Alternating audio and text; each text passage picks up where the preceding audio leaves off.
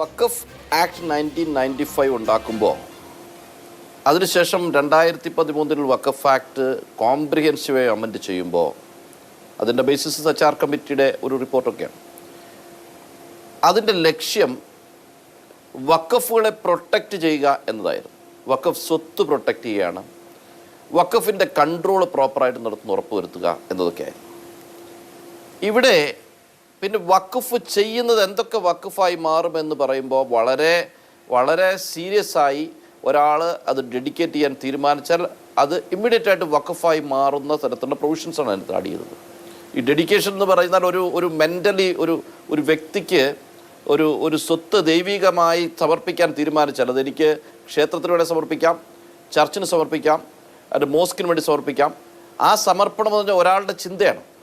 അതിൻ്റെ ആ ദൈവികത ഉൾക്കൊണ്ടുകൊണ്ട് തന്നെ അത് പ്രൊട്ടക്റ്റ് ചെയ്യപ്പെടാൻ ജീവിച്ചിരിക്കുമ്പോഴും മരിക്കുമ്പോഴും അത് പ്രൊട്ടക്റ്റ് ചെയ്യണമെന്ന ഉദ്ദേശത്തോടെ 2013 അമെൻമെൻറ്റ് കൊണ്ടത്. ഇപ്പോൾ ചെയ്തിരിക്കുന്ന ജോലി എന്താണെന്ന് ചോദിച്ചാൽ വഖഫ് ആക്ട് 1995 പേരങ്ങ് മാറ്റി. Unified Waqf management empowerment efficiency and development. ഈ എംപവർമെൻറ്റ് എഫിഷ്യൻസി ഡെവലപ്മെൻറ്റ് എന്നുള്ള വാക്ക് കേൾക്കുമ്പോൾ നല്ല സുഖമുള്ള വാക്കാണ്. അന്ന് ആ ആക്ടിൻ്റെ പേര് മാറ്റുകയാണ്. Unified Waqf management empowerment efficiency and development act 1995 എന്നൊരു പേരങ്ങോട്ട് ഇട്ടിട്ട് ആ പേരിങ്ങനെ മുകളിലോട്ട് വെച്ചതിന് ശേഷം അകത്ത് ചെയ്തിരിക്കുന്ന പണി എന്താണെന്നറിയാമോ? എന്തൊക്കെ വഖഫ് ആവില്ല എന്നങ്ങ് തീരുമാനിച്ചു. വഖഫ് ചെയ്യുന്ന ഒരാൾ 5 കൊല്ലം പ്രാക്ടീസിങ് മുസ്ലിം ആയിരിക്കണമെന്ന് നിർബന്ധമാണ്. ഒരാൾ വഖഫ് ചെയ്താൽ അയാൾ പ്രാക്ടീസിങ് മുസ്ലിം ആയിരിക്കണം 5 വർഷം. മുസ്ലിം അല്ലാത്ത ഒരാൾക്ക് ഒരു സ്ഥാപനത്തിലേക്ക് ഒന്നും കൊടുക്കാൻ പറ്റില്ല. മുസ്ലിമുകളായ എത്രയോ ആളുകൾ ക്ഷേത്രങ്ങൾക്ക് സ്ഥലം കൊടുത്തിരിക്കുന്നു, അതുപോലെ തന്നെ ഹിന്ദുക്കളായ എത്രയോ ആളുകൾ പള്ളികൾക്ക് സ്ഥലം കൊടുത്തിരിക്കുന്നു. അതിനൊക്കെ വഖഫിൻ്റെ സ്വഭാവം ഉണ്ടായിരുന്നു. ഇവിടെ പറഞ്ഞു മുസ്ലിമായ പോരാ 5 കൊല്ലം പ്രാക്ടീസിങ് ആരപ്പോൾ തീരുമാനിക്കുന്ന ഇയാൾ പ്രാക്ടീസിങ് മുസ്ലിം ആണോ അല്ലയോ എന്ന്? ഇത് വഖഫ് അല്ല എന്ന് ഡിക്ലെയർ ചെയ്യാൻ he was not a practising Muslim during that period എന്ന് പറഞ്ഞാൽ പോരെ. അപ്പോൾ അത്രത്തോളം വഖഫ് പ്രോപ്പർട്ടിയെ മേൽ കടന്നു കയറേണ്ട പ്രൊവിഷൻ അവിടെ മുതൽ തുടങ്ങിയിട്ട് കളക്ടർക്ക് അധികാരം കൊടുത്തിരിക്കുക. ഒരു ഗവൺമെൻറ് ഓർഗനൈസേഷൻ എന്ന് പറഞ്ഞൊരു ഡെഫിനിഷനും കൊണ്ടുവന്നു. എന്നിട്ട് എല്ലാം ഗവൺമെൻറ്റിന് കൺട്രോളിലെ എല്ലാം ഗവൺമെൻറ് ഓർഗനൈസേഷനാണ്. എന്നിട്ട് ഗവൺമെൻറ് ഓർഗനൈസേഷൻസ് എന്ന് പറഞ്ഞാൽ എന്നിട്ട് അടുത്തത് ഗവൺമെൻറ് പ്രോപ്പർട്ടി എന്താന്ന് പറഞ്ഞാൽ ഗവൺമെൻറ് ഓർഗനൈസേഷൻ്റെ ഓൺ ചെയ്യുന്ന പ്രോപ്പർട്ടി എല്ലാം ഗവൺമെൻറ് പ്രോപ്പർട്ടി.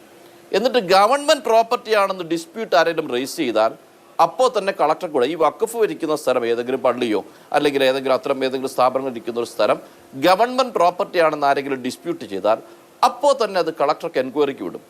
കളക്ടറുടെ എൻക്വയറി കഴിയുന്നത് വരെ ഇത് വഖഫ് അല്ലാതെയായി കണക്കാക്കണം. അമെൻമെൻ്റാണ്.